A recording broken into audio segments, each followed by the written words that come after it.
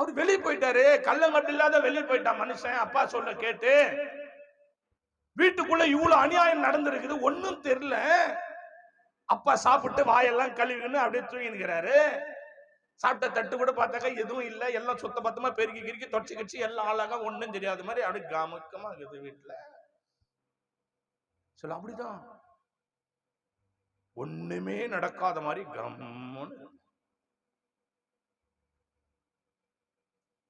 ஒரு சிலர் நல்ல ஃபுல்லா சாப்பிட்டு திருப்தியா இருப்பாங்க,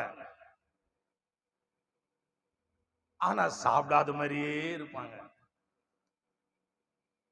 எல்லாரும் சாப்பிடும் போது ஃப்ரெண்டுங்களா போய் சாப்பிடு பண்ணா ஃபுல் சாப்பாடு சாப்பிட்டு இருப்பாரு. இல்ல இல்ல எனக்கு என்ன தெரியல, வயிறு ஒரு மாதிரியா இருக்குது.